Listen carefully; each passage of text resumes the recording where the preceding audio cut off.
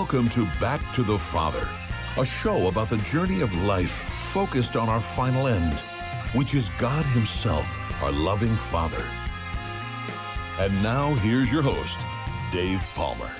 Well, welcome everybody to this week's edition of Back to the Father here on the Guadalupe Radio Network social media sites. I'm so excited to be back. It's been a month since we had our last Back to the Father, and we told you a month ago that we were going to have Share-a-thon, and then a couple of weeks when Sissel and I were both in Medjugorje, and then, the next week was 4th of July, which was last Friday, and here we are. And interestingly, next Friday, we're going to be out again because we've got our big 25th anniversary event. I hope you have your tickets, regardless of where you're watching this from. It's going to be quite a celebration.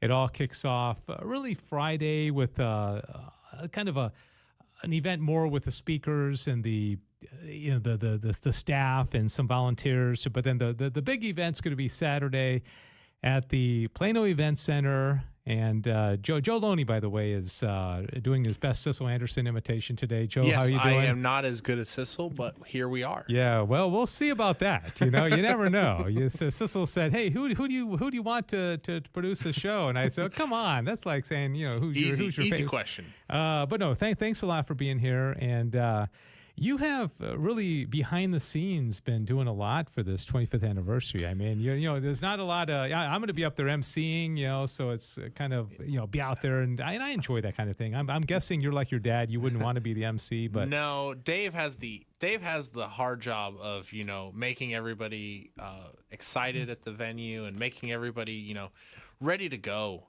and then I'm just on the back end technical side. Yeah, and, but and if if something goes in, wr's it's just all on me. And I'm the guy up there sweating and you're trying just to like, explain. what's going on? I don't know why that graphic's not up there, but that's one of the things that I find is interesting is that God distributes not only the talents but the interests. Because I'm guessing you would not even want to be up there on the stage, and quite frankly, I wouldn't want to be doing what you're doing. No, I don't think I could be where I'm sitting there just talking in front of almost 2,000 people and just being like, hey guys, we're excited to be here. It's not me. That's gonna be my opening line. Yeah, You stole it. Hi, we're excited to be here. But it probably will be something along those lines. So anyways, I hope you have your tickets. It's been so odd explaining this because I keep saying it's sold out, but nobody bought tickets. This is a free event. And, on the Good News Show for weeks and weeks and weeks, I was talking about, there'll come a day where there'll be wailing and gnashing of teeth outside the door trying to get in. And that day is almost here. Well, that day was like 3 weeks ago because that's when we cut off tickets. I mean, you couldn't get them. And I get emails, hey, can we still get tickets? Can we still get tickets? And the answer is really no, you got to get on the waiting list. And so it's kind of a strange thing, but get on the waiting list because people do drop off, and I don't know what we're going to do about the waiting list, but we'll get in touch with you. And but anyways, if you are on the list, we're looking forward to seeing you at the Plano Event Center next Saturday, the 19th of July. And that's awesome. One of the things behind the scenes is that our president, Sammy Rodriguez Jr., and his wife, Perla, were expecting a baby on July 19th. Mm-hmm. And so he wasn't going to be able to be here because his wife's having a baby that day. Might be busy that day. Yeah, but then did you see the email that went out today? I did just see the email. They had the baby today, a week early, praise God. And so does that mean Sammy comes? Or? I could totally see his wife saying, you cannot travel for that first week. I know my wife is saying that for our baby in August. Okay. I don't want to cause any trouble in the Sammy Rodriguez Jr. family. That's not a fight that I'm willing to fight. So anyways, welcome. It's really interesting. We, about, 2 or 3 months ago, I made the decision that rather than kind of scatter shooting on different topics and talking about this and that and the angels, which are all interesting topics, and the Trinity and the proofs for God's existence, that I was going to laser focus every single week on one of the questions in the Summa about the Eucharist. And I explained back then that the reason why I wanted to do this is because the Eucharist is Jesus Christ. I mean, the Eucharist is God, and it's one of those, Lord, I believe, help my disbelief, because I do believe intellectually and I accept all the teachings of the Catholic Church. And when I look at that host, I say, this is Jesus Christ, and I believe that intellectually. But then there's a part of me that would be like, how can that be? I mean, that looks like a piece of bread. And you're telling me that is Jesus Christ, body, blood, soul, and divinity. And so my curiosity was so high, hopefully a healthy, holy kind of curiosity, that I was like, I want to dig into this. I want to know the teaching. I want to, faith-seeking understanding about this.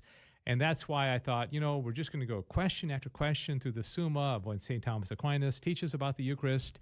And we're just going to dig into it. And thanks be to God, we did it. And today is the final question, question 83 of what's called Tertia Pars, the third part of the Summa, where St. Thomas Aquinas talks about the Holy Eucharist. And so I'm not by any means, presuming that everybody watching right now has seen the other 10 episodes, but we did a deep dive, and you probably have been here for a couple of those, right, Joe? I have.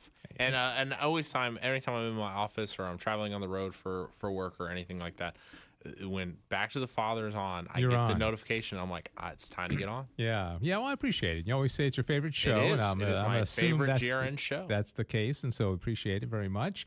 And for those of you who are out there in social media land, this is a social media only program. We don't do this on the radio. They don't let us on the radio for this program. No, they would never let us on the radio.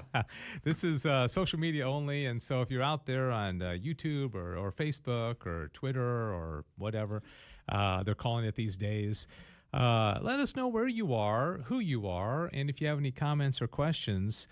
This is 6 articles of question 83 of Tertia Pars, the third part of the Summa, talking about the rite of the Eucharist, the actual Mass. And what you're going to find is, I think it's article number 4 talks about what Thomas says, the words spoken during the Mass. And what Thomas is going to do here is he's going to go through the Mass and explain it. And I think this is so cool because I don't know about you, Joe, but I often, I'm 58 years old, so I've been, you multiply 58 by, 52, and then some daily masses. I've been to a lot of masses. I mean, thousands of masses. But I can't say that at any given Mass, I've ever totally absorbed myself into what's going on. I want to explain every single part. I want to understand every part of it. Why are we doing this? Why are we doing the Gloria? What did the priest just say? What did he mean? But if you have a fascination with that kind of thing, I'm going to spend most of my time on that particular article because Aquinas is going to go, part by part of the Mass and explain it. And I guarantee you're going to come out of it, no matter how much you know the Mass, but to have the angelic doctor, to have St. Thomas Aquinas explain the Mass, that's pretty invaluable. And then I warned Joe, the 6th article is called the defects of the Mass. How do we deal with the defects? And when I first saw that, I thought, what does that mean? I mean, what is he talking about, the defects? And, Joe's dad, Kent, has this thing that he says all the time. He'll say what could go wrong? He says it kind of tongue in cheek, what could possibly go wrong? So Article 6 is, what could go wrong during the consecration of the Eucharist? Thomas is really using his imagination here, okay? And I'm not going to tell you what they are, but he talks about all these possible things. Okay, I will give you one, okay, just as a little teaser. What happens if in the middle of the consecration, the priest dies? I mean, seriously, Thomas brings this up in the Summa. Let's say he consecrates the host, but doesn't do the blood, the precious blood, and he dies. I mean, it could happen. Yeah. Right? He could. I'm sure it has happened. Probably. At 2,000 years of the Mass being celebrated. So this is the kind of thing that he asks, and it's interesting. What happens in that case? And so you just have to hold on. And I always say, this program probably won't last an hour. Now Joe doesn't believe this. Joe's it's never gone under an hour. And so it probably will go an hour. But again, let us know where you are. This is, I like the interaction. I like to know where you are and what you're thinking. So if you have time, if you're watching right now, let us know where you are. But all right, so 6 articles, 4 of them I'm going to go through very fast. Those other 2, the defects and then the words in the Mass, I'm going to go through pretty quickly. But and do we have graphics? We do have graphics. Okay. So the first graphic says whether Christ is sacrificed in the sacrament. And this is interesting because the question is there a re-sacrifice? I mean, is Christ sacrificed every single time there's a Mass? I mean, there's thousands and thousands, if not tens of thousands of Masses every single day around the world. And is Christ being re-sacrificed every single time? What would you say about that? I would say no, because I was always told, growing up with the catechism, it was like, it's an unbloody sacrifice, but it's more in the words, do this in remembrance of me. And it's a kind of hearkening back to it, but it's not a new sacrifice every time. Now, what would you say if Thomas disagreed with you? Then I would say, then I'm going to go with what Thomas said. That's just something that... Yeah, I know. It's sacrifice, but when you hear how he explains it, you'll say, yeah, certainly it's not a bloody sacrifice. But what he says is, he says the celebration of the sacrament is called a sacrifice for 2 reasons. First of all, he says the images of things are called by the names of the things whereby they are images. So if I have a picture of Joe Loney, I'll say that I could say to somebody, hey, that's Joe Loney. Even though it's a picture of Joe Loney, you understand that it's him. It's him because it's an image of him.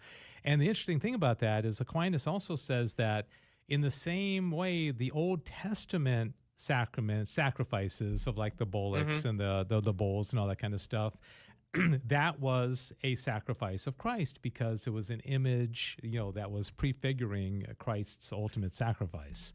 And so in that regard, it's a sacrifice. And then he also says, excuse me, it's also called a sacrifice in respect of the effect of his passion, because by this sacrament, we are made partakers of the fruit of the Lord's passion. So because we partake of the fruit of the passion, in that regard, it is a sacrifice. But you're absolutely right. It's not a bloody sacrifice. And it's not, I guess the question is it the same sacrifice? I mean, I think it is. Okay. Yeah. But you're right. It's a representation. It's not like historically the same. Like that happened at one point in time, and obviously it reverberates through time and space. Like one sacrifice is all that was needed, but we all go back to that moment. Yeah, but I think it is the same sacrifice that's offered up, represented. And the image is like you said, the picture of it. So when we see the sacrifice being offered up at Mass, it is Christ being sacrificed, but in an unbloody manner. And then also we bear the fruits of the sacrifice. And so that in that regard, it is a sacrifice. And so that's kind of interesting. We'll move on now to article number 2. He says whether the time for celebrating this mystery has been properly determined. And what he means by that is, why is the Mass offered every day? Okay, because like one of the arguments says that the Christ's sacrifice happened during the Passover at, like you said, once Joe, a year. Like a historical kind of event. And on Good Friday, we commemorate the passion and death of Jesus. So he's saying, well, why not just have the Mass once a year? I mean, to commemorate, it only happened that one time of that year. Why do we do the Mass every single day? And I'd be curious if there's a very specific reason that Aquinas says, why every day? And it has to do with that last article talking about we reap the fruits of the passion. So why every day? I would say because of the line from Jesus, from the Our Father, the daily bread. Yeah, exactly. You're thinking like Aquinas. He does quote that, and says, "Give us this day our daily bread." And Augustine said, "If it be a daily bread, why do you take it only once a year, as the Greeks have the custom in the East? Receive it daily, that you may benefit daily from the Eucharist." But in the precepts of the Church, we're only required, like absolutely required, to receive it once a year. Just like confession, you only have to go to confession once a year. Of course, if you're in a state of mortal sin, you better go as often as you can. But Thomas says, since owing to our daily defects, we stand in daily need of the fruits of our Lord's passion, and this sacrament is offered regularly every single day. And you'll see, especially, it's really interesting. One thing that comes across in these articles is how serious Aquinas takes the Eucharist. There's one particular part that I'll get to here in a little while that explains, like, if a priest makes a mistake or drops some of the precious blood during the Mass in a cloth, man, this is like serious business. Mm-hmm. He even talks about, like, and it's kind of gross, but it could happen. He said, what if a priest, gets intoxicated and accidentally, like, vomits out some of the precious blood? And he's like, whoa, this is serious, because therefore, a priest would have sinned in leading up to that. So anyways, that's article number 2. And we're going through these kind of quickly, but, oh, by the way, how often should a priest celebrate the Mass? Okay, how often should a priest celebrate the Mass? Well, I was always told that priests celebrate a Mass daily. Yeah, but should he do multiple Masses? Like on a Sunday, obviously most priests today do 2 or 3 Masses, for a Sunday. But I don't think that was originally the intention. Well, I think the intention was to have, more priests. Yeah, so we're exactly. kind of, we have so many people at parishes that we need to, we have to dispensations and things that the church says we have to do. Now read what he said. This is really interesting.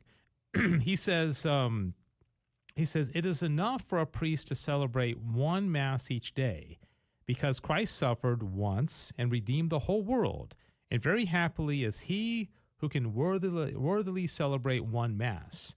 But there are some who say one Mass for the dead and another for the day, if need be. Okay, so he's saying in some really odd circumstances, like if there's, I guess, a funeral and then a Mass, you can do 2. But then he says, I do not deem that those escape condemnation who presume to celebrate several Masses daily, either for the sake of money or to gain flattery from the laity. He says it suffices for a priest to celebrate only one Mass every day. But I think you're absolutely right. This shows the crisis of vocations that we're in right now, because obviously the church says, we're not going to have a parish the size of, like, let's say St. Anne's. Nobody has 7 priests at a parish that can celebrate one Mass for the Saturday, and then the Sundays going up through the 4 Masses or 5 Masses that happen. Yeah, there are some parishes, like I'm thinking of St. Francis in Frisco. They have they gotta have 11 Masses on the weekends. But I also think that back in the day, there weren't the big parishes, because this was the church for the town. Yeah, and so everybody in the town, their life was centered around work around the church. Yeah, and then there would even up north, even today, that's why they're consolidating all these parishes, because there's so many of them. And they don't have the priests, and so they have to consolidate. But back then, you had so many priests, and every priest had his parish, and it was a small community, and everybody went there. I have my 100 to 200 people, and that's all I have. And now we have 10,000 parish people. And I wonder also, like you have, if a priest is going to say one Mass, or maybe you have 2 or 3 priests at a parish, and you have 3 Masses.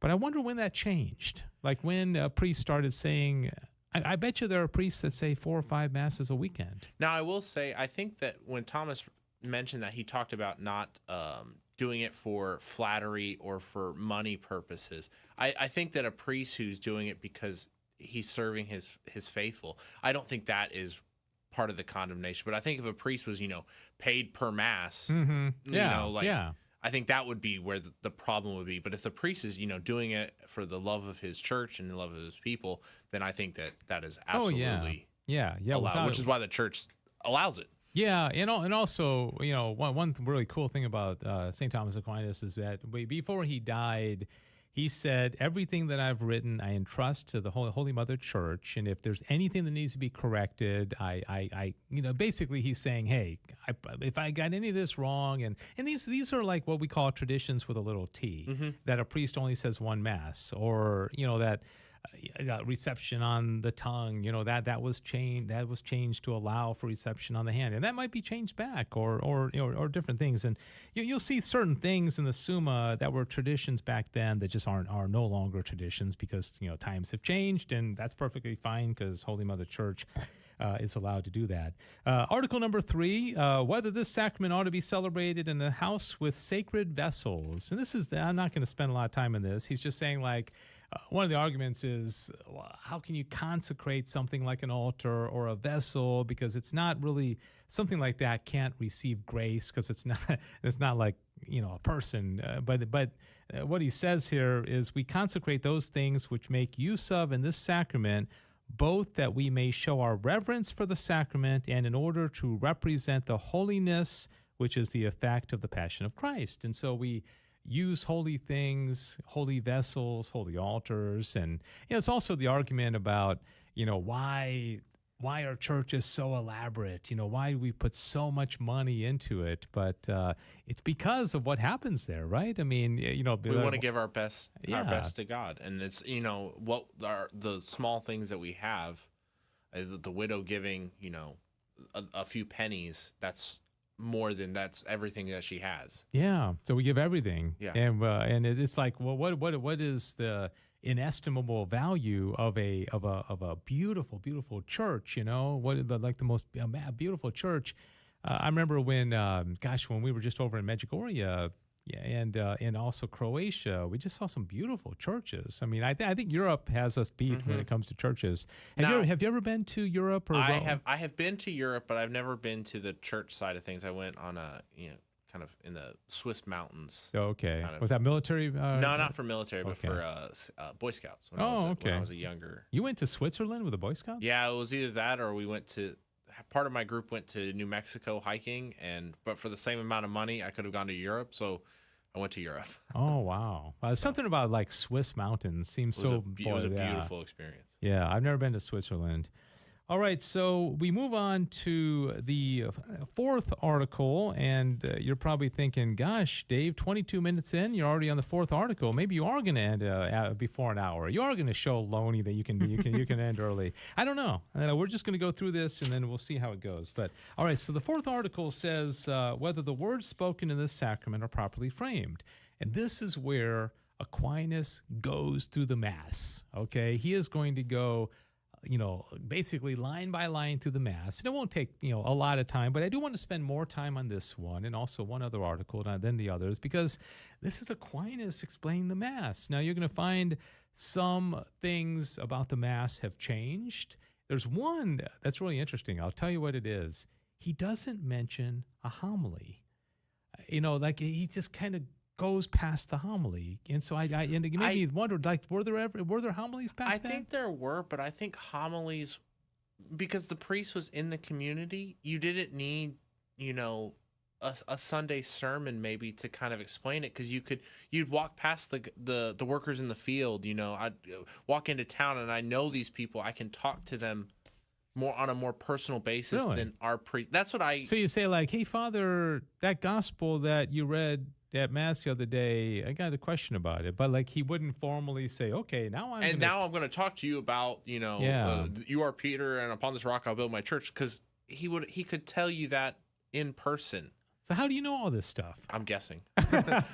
It's like, but it just you come with some pretty cool insights. But I think that would be more what it is, and now because we don't have, our priests are so busy, and so we have 1,000 people under the priest, so he can't talk to everyone, so they give the homily and give the sermon. Okay, good. But even if you have a congregation of 100, 150 people, you can't have that many conversations. From a pragmatic standpoint, it might be nice to just say, hey, I don't really have an answer to this of whether or not there were homilies back in the day, but I would love to know if anybody knows this. Not that anybody was like living 750 years ago, but just historically speaking, is a homily a new thing? I don't know. It may have been from the Protestant Reformation, where they kind of saw the value of what the Protestants did, where they that's all they had was the talking. Right. So they might have been like, we can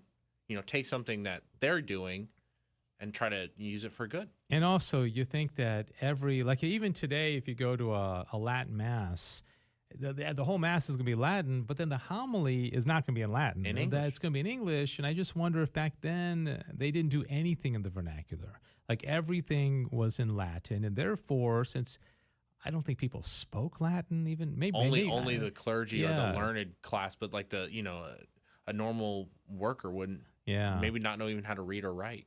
Yeah, interesting. So, all right, so here's where Aquinas goes through the Mass, and I'm not going to take forever on this, but I do think it's pretty interesting. He says, since the whole mystery of our salvation is comprised in this sacrament, think about that. The whole mystery of salvation is comprised in this sacrament. Therefore, it is performed with greater solemnity than the other sacraments. Therefore, the celebration of this mystery, and it's interesting. He says the celebration of this mystery is preceded by a certain preparation in order that we may perform worthily that which follows after. And in the first part is a divine praise, or called an introit, I-N-T-R-O-I-T. I knew that from the Latin Mass when I went as a younger. I know the introit. Is that the song at the beginning, like as the priest is processing? No, it was the intro reading. Introductory prayer. Introductory reading. He says this is taken for the most part from the Psalms. Mm-hmm. Or at least it is sung with a psalm, because Dionysius says the Psalms comprise the way of praise, whatever is contained in sacred scripture. So the very first thing that's done in a Mass is praise. You start with praise. And is that lost in the Novus Ordo? Or I'm just trying to think of... No, I think because in the Latin, when I was SSPX, and we did there was an introductory reading, and then the Gloria was said. But in like the Novus Ordo, or the newer rite, it was, you come in, welcome, and then the Confiteor, Gloria, and then the readings are kind of all together. In the Latin one, in the 1962 one, they kind of split it up. There was a reading here, song or praise, another reading, song of praise. It's a little different. Yeah. And, it's one of those things. I've not really focused a lot on liturgy. I mean, I always go to Mass. I'm very faithful. I go to Mass, but I don't always pay that much attention. I'm very distracted, and I say my prayers, but and so I don't know. That's why this stuff kind of fascinates me, is that I haven't given this that much thought. I mean, to my own shame. So the very first part is the praise, the introit. And then he says the second part contains a reference to our present misery, by reason of which we pray for mercy, saying, Lord, have mercy on us. But here's the interesting thing. He says, we say, Lord, have mercy on us 3 times for the person of the Father, and Christ have mercy on us 3 times for the person of the Son, and Lord, have mercy on us 3 times for the person of the Holy Ghost. We don't do that any longer. We might say, Lord, have mercy on us, Lord, have mercy on us. We just say it 3 times total, right? Well, it's Lord, have mercy on us, Christ, have mercy on us, and then Lord, have mercy on us, Christ. But you say it twice. Yeah. So like the singer or the priest will say the first one, there's a response. So it's only twice. Yeah, but he's saying doing it 3 times for each person of the Trinity. In the old days. Again, the church has the right to change that, and so there's the church instituted there. So so you got praise, and then you have Lord have mercy. So we're acknowledging our own sinfulness. The third part commemorates the heavenly glory, to the possession of which after this life of misery we are tending in the words "Glory be to God on high," which are sung on festival days. And then of course days like Lent, you don't do that, right? And so so you praise, then you recognize your own sinfulness and your misery, and then you look forward to heaven. Glory be to God Most High. So all of a sudden there's this ordering. You're thinking ahead. This is the theological virtue of hope, is looking forward to the heavenly glory. And then he says the fourth part contains the prayer which the priest makes for the people, that they may be made worthy of such great mysteries. All right, and there proceeds in the second place what we call the liturgy of the Word. He doesn't call it the liturgy of the Word, but it's the liturgy of the Word. What he calls it is the instruction of the faithful, because this sacrament is a mystery of faith. Now, this instruction is given when the lectors or subdeacons, we don't use that terminology these days, do we? No, it's just deacons, but yes, subdeacons in that order. Yeah, read aloud in the church the teachings of the prophets and the apostles. After this lesson, the choir sings. Have you ever heard of a gradual? Mm-hmm. Okay, so I know in the ordinariate we do have a gradual in place of the responsorial psalm. Mm-hmm. And he says, which signifies progress in life, the gradual, the progress in life. And then the Alleluia is intoned, denoting spiritual joy. Before the gospel. Yeah, the joy of the Alleluia before the gospel. And then he says, the people are instructed perfectly by Christ's teaching contained in the gospel, which is read by the higher ministers, that is, by the deacons. Which makes me, he doesn't say the priest reads the gospel. I wonder if back then the gospel was always read by deacons, because he doesn't say the deacon and the priest. And because, he said, now this is where he would have said, and then the priest gives a homily or a sermon, but he doesn't say that. He goes straight on, because we believe Christ as the divine truth, after the gospel has been read, the creed is sung, in which the people show that they, by assent, their faith to Christ's doctrine. All right, from the gospel to the creed. I guess he's saying that also the Mass doesn't need a homily. Yeah, I know. It doesn't need it because it's perfectly contained in and of itself, and the homily is an extra. Yeah, I don't know about that, because I actually had a conversation with a priest about this recently, because over at Cistercian across the road mm-hmm. here, if you've ever been to their 6:30 Mass, I've been there in a number of years, so they may have changed this, but they wouldn't do a homily. In the morning, they would go straight from the gospel and then right into the liturgy of the Eucharist. And so I thought, well, like you're saying, mm-hmm. maybe the homily isn't necessary. But then a priest said, no, I think the homily is necessary. A great person to answer this question? Call into the Quest and ask one of our priests. Yeah, there you go. But Ask Monsignor Pope will have questions. He's talking about the Latin Rite today. Mm-hmm. So if you guys have questions, okay, he would be the great person to answer. I mean, we're just two lay people over here talking and chatting it up. Well, yeah, we're just kind of shooting from the hip. Yeah, but no, you're absolutely right. I mean, as I know Madigan often says on the Quest, hey, this is your opportunity to talk to a priest. I mean, a lot of times you feel kind of weird, stopping a priest after Mass. I know my pastor, he's really good at, because he wants to hit as many people as possible, mm-hmm. so to speak. And so he has very brief conversations, and I don't hold it against him, but you're never going to sit there and talk to him for 10 minutes. He's going to have a 1 minute conversation, mm-hmm. then he'll bounce to somebody else. But because he's one priest and he's got his flock. All right, so then we go on. So then after the people have been prepared and instructed, the next step is to proceed to the celebration of the mystery, which is both offered as a sacrifice and consecrated and received as a sacrament, since first we have the oblation, which is a presentation, and then the consecration, and then the reception. Do you remember when we went on our family retreat, mm-hmm. and Father Geraci mm-hmm. was do you remember he said the most important part of the Mass is not receiving the Eucharist? Do you remember that? Mm-hmm. And It was a wild thing to hear, because when you're at Mass, you're like, oh, the most important part, I'm receiving Jesus. Yeah, I'm here with Jesus, and it's like, no, everything is about God the Father at Mass. It was a wild thing, but it's, since hearing that and I'm at Mass, I see God the Father more than I ever had. Right there. Yeah, I know. That to me was like revolutionary. Because I thought, no, I go to Mass to receive Jesus. But that's about me. Yeah, exactly, because I'm going to receive something. So when Father Ken Geraci said that, I was like, wow. Now, here's the other thing that really gets me. He says, in regard to the oblation, an offering, two things are done. Namely, the people praise in singing the offertory expressing the joy of the offerers. The offertory hymn, I don't think many people even think about that. When we're singing like the offertory hymn, and most people think it's just a random song because like stuff is going on. Yeah, that you're just kind of singing. I'm just kind of here waiting for the important thing to happen. Exactly, but that's the whole point. Is that like that's the most important part of the Mass, and we're singing this offertory song, and I think you summed it up so well. It's just like, yeah, while the priest is doing his thing, I'm just kind of singing I'm the just song. watching him getting his hands, washing his hands. I'm watching him pour. People are bringing up, a chalice.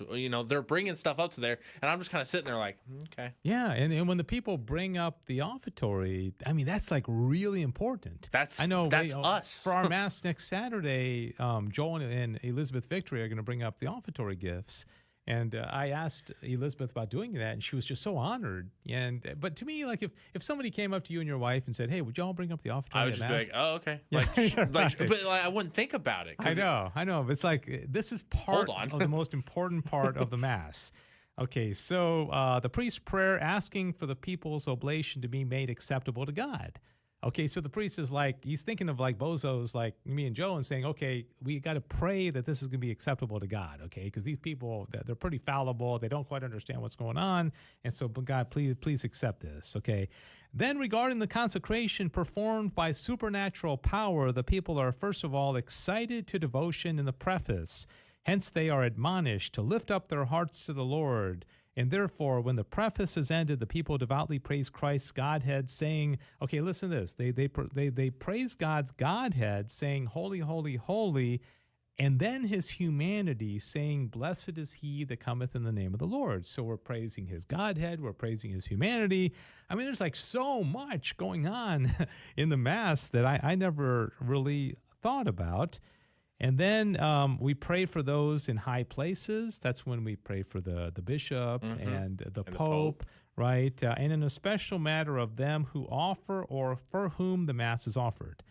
Now, I have often thought, like I'm really bad about offering Masses for people, but it's horrible because if you offer a Mass for a person, that's like the best thing that you can do for somebody. I remember Paul and I have a godson, Andres, and we were talking, about giving him a gift for his birthday, and we told his mom that, we were going to go buy him he likes history. We're going to go buy him like a history book or something like that he would love about war or something.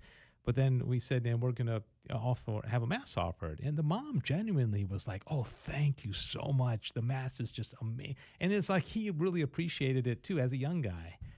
I don't know.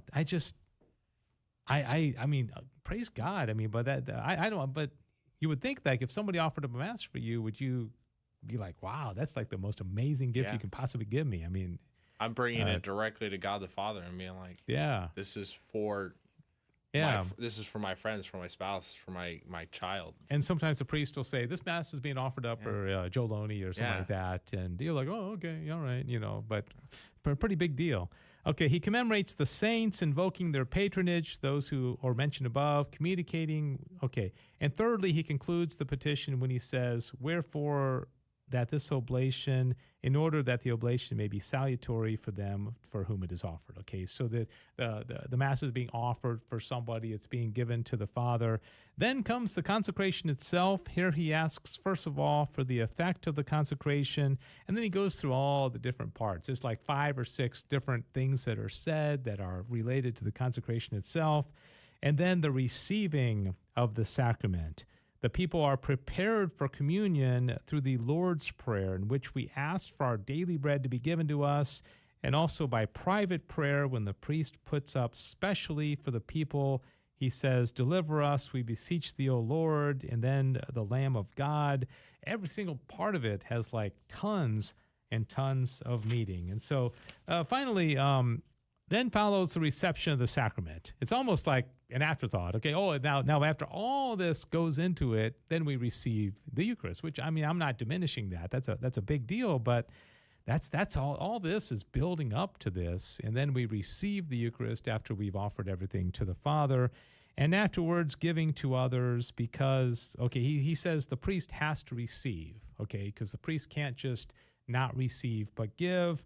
Finally, the whole celebration of Mass ends with thanksgiving, the people rejoicing for having received the mystery, and this is the meaning of the singing after communion. Again, it's It's not just a song. He's just waiting for 500 people to come get Holy Communion. Yeah. And the priest returns thanks by prayer as Christ at the close of the supper with his disciples sang a hymn. So anyways, that's Aquinas explaining the Mass, and something tells me if we just really dug into this mystery. That would be its own show, the fourth article, I think. Yeah, I know. Yeah, it really could be. I mean, going into that pretty deep. So, all right, so that's that. And let me, Article 5, whether the actions performed in celebrating this sacrament are becoming, and that's a trick question, because anytime Thomas says is what happens at Mass becoming, the answer is always going to be yes. Of course, the actions are very important. So I'll close out by this final article that I kind of hinted at the beginning, where he's talking about the defects. So, like, what could go wrong during the consecration? And Thomas really goes off on some interesting tangents, but I mean, these have all happened. And so I asked Joe, I'm going to give you 7. Tell me which one, because I can't give the response to all of them, but which one you find most interesting, okay? Yeah. And I kind of think I know which one you're going to pick, okay? So there's going to be 7. Number 1, what if a priest dies or goes mad or is hindered by some other infirmity from receiving the sacrament and completing the Mass? That's what we talked about before. Yeah. Okay, middle of the consecration, he dies. I'm sure this has happened. Probably, I've always heard the rumor they just bring in a priest comes in and finishes. He doesn't start over. He finishes from where he left off. Exactly. That's exactly right. But like, not in most Masses, there's not another priest there. No. It would, so do they call somebody and he has to? I mean, but you've got to. I mean, I hate to be crude, but you've got to take care of a dead person there. So do they? You would think like, well, let's not finish the Mass. Put it on pause, but the Mass is the most important thing that we could do. So we would actually take the body out and then finish the Mass from the point of leaving off. It sounds cold to say, especially like if it's a priest that's like well loved by his church, and everything like that, and everyone. But that would be a celebration of like he was there with God at his death. I mean, we all have to die doing something. I mean, what a great way to die. I mean, and okay, so that's number 1, and we've pretty much answered that one. You got that one right. So he says, okay. If something happens that before the consecration, the priest remembers that he has eaten or drunk something, which he means he's broke, or he is in mortal sin. Oh, I love this part. Or under excommunication, which he did not remember previously. It's like, how could a priest not know he was? I forgot I was excommunicated. I tell you, my memory is just not what it used to be. Golly gee whiz. Yeah. So okay, so he's consecrating the Eucharist, and he remembers, I broke the fast. I can't receive this, which is required. The priest has to receive. Or I'm in a state of mortal sin. I can't receive. Or I'm excommunicated, and that slipped my mind before I started the Mass. Okay, so that's that one. This one, okay. Sometimes it happens that a fly or a spider or some other poisonous creature falls into the chalice at consecration, or even that the priest comes to know that poison has been put in by some evilly disposed person in order to kill him. Now, in this instance, if he takes it, he appears to be sinning by killing himself or by tempting God. Also, in like manner, if he does not take it, he sins by acting against the church's statute. I mean, this blows me away because, okay, the spider or the fly, I mean, that, big deal. I mean, but he goes into this long explanation of what you need to do if a fly or a spider falls in. I mean, but it's maybe that was a big deal back in St. Thomas's day. But I mean, I'll tell you what though, I can't tell you how many times I've been on our back porch with my wife drinking a glass of wine, and a fly goes in. I mean, all the time. It's happened in the last 10 days. Yeah. I mean, so this is a real thing because it is still the accidents of wine, right? And so I would imagine if there's a fly, they're attracted to it. Yeah. So this is probably, but then, what do you do? I mean, or I mean, gosh, God forbid you realize, somebody put poison in here, but then you got I know there were some saints that like drank the poison precious Yeah. blood or poison wine that was turned into the precious blood they were fine afterwards, but I don't know what he would do. I don't know what the process would be. I'll read you that one, Yeah. okay? Sometimes it happens that water is not added to the chalice, or even the wine is overlooked, and then the priest discovers this. It seems he is perplexed. Likewise, in this case, whether he receives the body without the blood, okay? So maybe they don't have wine, or they didn't pour the wine, or something like that, okay? So that, now this one, this is kind of interesting. Objection number 5. Sometimes it happens that a priest cannot remember having said the words of consecration or other words which are uttered in the celebration of the sacrament. In this case, he seems to sin whether he repeats the words over the same matter, which words possibly he has said before, or whether he uses bread and wine which are not consecrated as if they were consecrated. So you can imagine, especially with an older priest, he might be like, Did I say that? Did I say And the-" especially if a priest has done this every day. Yeah. For, he's been a priest for 40 years. He's done that every day. Yeah. And then you get to the point in the Mass and you're like, I don't remember if I said the words. I will say it's one of the reasons why when I was SSPX and the priest would say the words of consecration, he would say it quietly. And so people couldn't hear it. Yeah. And like if I was serving, I could be right by it and I could barely hear it. But the congregation had no idea what he said. Yeah. So they wouldn't be able to scrutinize if it. he forgot, like in the newer rite, that those are said out loud. The congregation can hear it. But if he doesn't say it, it's not consecrated. Yeah. So you're receiving bread and wine, and so it's almost like a nice, little check to say, okay, Father, I don't know if you whispered it or not. And, interesting. Sometimes it comes to pass, owing to the cold, that the host will slip from the priest's hand into the chalice, either before or after the breaking. In this case, then the priest will not be able to comply with the church's rite, either as to the breaking or else as to this. It's like everything matters. Like when he breaks the host, It's very intentional. You have to do that, and you have to put a tiny bit of water in. You can't put a lot of water. And everything has to be intentional. And then finally, now this one, Christ's blood is spilled or he vomits the sacrament received, or that the consecrated hosts are kept so long that they become corrupt, or that they are nibbled by mice, or lost in any manner whatsoever, in which case it does not seem possible for due reverence to be shown towards the sacrament. So you have such an old host that it's already become kind of corrupted, or like maybe a mouse has nibbled on it, or God forbid that, there's so somebody is thrown up or something. Yeah. But, look, you see, we got a comment. Liliana Barrera says hi. Hi, Liliana Barrera. Where are you watching from, Liliana? Did you see that comment? I did not see it. It's on YouTube. Yeah. So, all right. Liliana Barrera is out there, and we're glad. That's the only comment we've had so far this show is hi. But you know what? Howdy. Yeah. Howdy to you.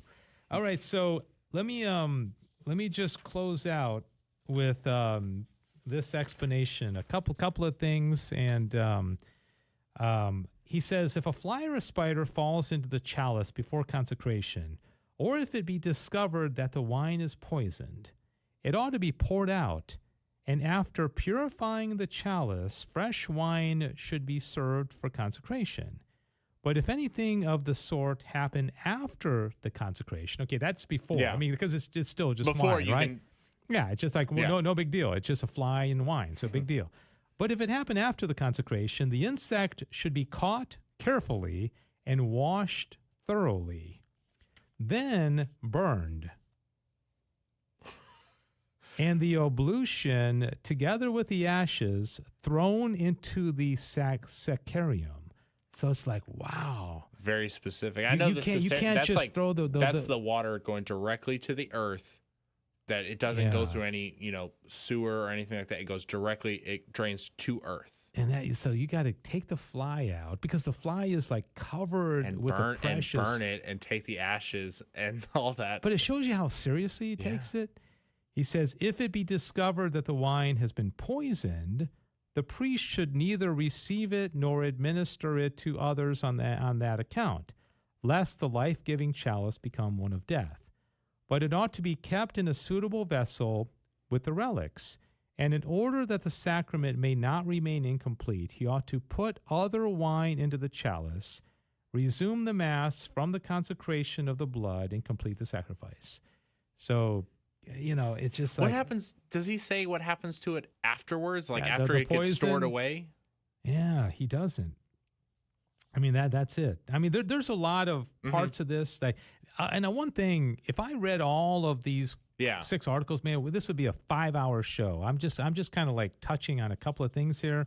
He goes into a lot of detail, but he doesn't explain that. Now, the last thing I want to read is to me kind of blew me away. And this is talking about that question of like, what if the priest spits out, like vomits or like the precious blood is dropped onto a cloth or something like that. Listen to the detail here and listen to what like happens. And this will be the last thing. He says, if from neglect any of the blood falls upon a board which is fixed to the ground, let it be taken up with the tongue, the blood, not the board, and let the board be scraped. But if it be not a board, let the ground be scraped, and the scrapings burned, and the ashes buried inside the altar, and let the priest do penance for 40 days.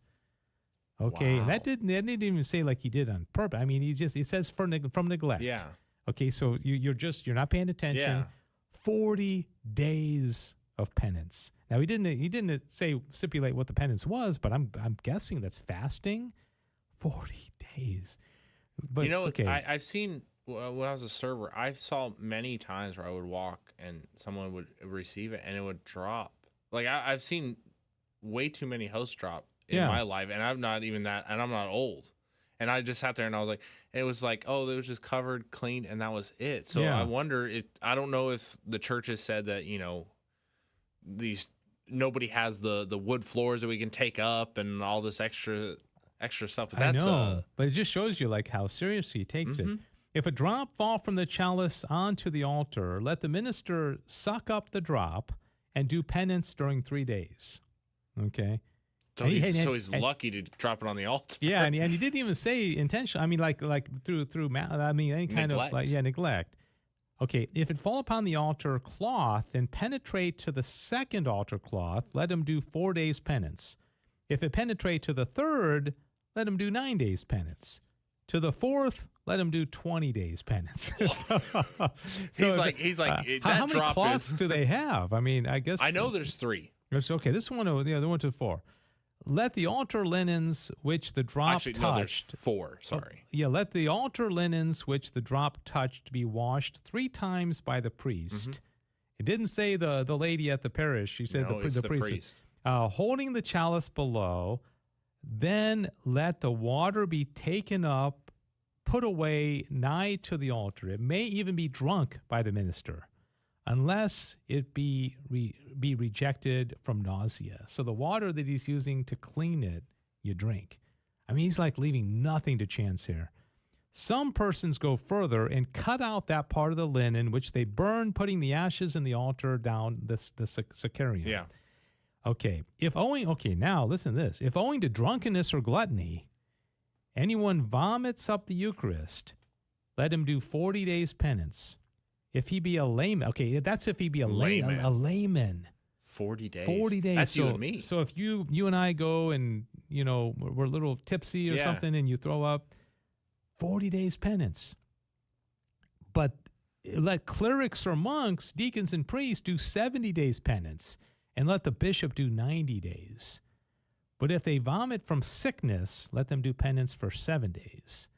And in the same distinction, they who do not keep proper custody over the sacrament, if a mouse or other animal consume it, must do 40 days penance. He who loses it in a church, or if it fall and not be found, do 30 days penance. And the priest seems to deserve the same penance who from neglect allows the host to putrefy. And on those days, the one doing the penance ought to fast and abstain from communion. Man, imagine if this was taught in like Holy Communion class, like to kids, people would be terrified of receiving it. You think? It's like 70 days, 40 days. I know, for me. because you think if you're sick, I mean, like I don't know. I mean, if I was sick and I threw up, I wouldn't think like, gosh, I need to. I wouldn't think it would. To me, I would always say like, oh, that's not my fault. Yeah. Yeah. Now, obviously, like drunkenness, like that would be a whole nother thing where you're sick from an accident. But like if you had the flu, like you didn't intentionally get the flu, it was, Yeah. Yeah. This may be like TMI here, but this is something that it happens pretty often. Like I'll go to communion and then like after communion, I'll need to go to the restroom, right? Mm-hmm. And that's like sometimes you might like spit into the urinal, and I'll spit and I'll think like, whoa. Nope. I just received Jesus, and I don't know if he's completely like you shouldn't do that. Yeah. And then I will say like, oh gosh, I'm so sorry. But that sounds like that would be a thing like penance. I mean, you just can't. I mean, I didn't do it voluntarily, or out of malice. But I'm just like, no. Don't you should have the most reverence that we can. Shouldn't for that. walk out of mass and spit or anything like that, because you might still have Jesus. All right, Timoteo Saldana Honesto is here. Thank you so much, Timoteo. Yeah, you did almost miss it, but you guys will be able to watch this back. Yeah, you can watch it back to the back to the Father. Back to the Father is back. All right. Well, Joe, thanks so much, man. You know more about the faith. I mean, because you've been going to mass, of course, your whole life, and you've been actually paying close attention. I think you've been paying closer attention than I have. So, thanks for all the input. It's great having you on the program. Yeah. And not only is it Joe's favorite show, but Joe was part of the show today, so he was his favorite. Yes, it's a double favorite. We're back to the favorites. Yeah, and right as we start to close out, we're increasing listeners. So people are like, okay, it's almost done. They want to hear us. I think I'll start paying attention to it. So anyways, thank you, Liliana and Timoteo. And if anybody else is out there that wants to make yourself known, thank you. And, that's it for the Eucharist. We've covered all 11 questions. I found it very interesting. And I'm thinking about, man, I don't know, Joe, you can give me some input. I'm thinking about going to like the teaching of the Trinity, because I mean people are so intimidated by the Trinity. Well, the moment you hear the Trinity, it's either somebody who has no idea about it and just like, oh, it's just the Trinity, just accepts it, or somebody who's like, I can never believe that. There's got to be that medium ground where it's like the faith of a child that says I believe in it, but the same knowledge of like so it's like three persons, one nature, one essence, one being. It's like, whoa. And so I think that's what we're going to do. And, okay, so that's my thinking anyways. So I have... But if you have ideas, please let us know. We'd love to cover a topic that, our audience would want to hear. Back to the Father at grnonline.com. Back to the Father at grnonline.com. And Joe's right. Even though I say it may not go an hour, by golly, this went an hour, didn't it? Anyways, thank you very much, Joe. Thank you all for listening. And if you are going to be at the event in Plano, Texas next Saturday, come up to us and say, hey, I'd love to meet Timoteo. Timoteo is like a legend. He's a faithful listener to us. He's so supportive. We really appreciate it. He says, everybody have a great weekend and a safe weekend, and God bless all of you. Thanks, Timoteo. And we'll see you back in 2 weeks for the next Back to the Father, and that's when we're going to start the Blessed Trinity. Okay, so if you want to get on our email list, email me, backtothefather at grnonline.com. I typically send out an email the day of. Today I forgot. I'm sorry. 40 days of penance. 40 days of penance. You too, Joe. Okay. It's only 10 days for missing that on the day of the event, so it's okay. All right. We'll see you. Thanks for joining us, and God bless you.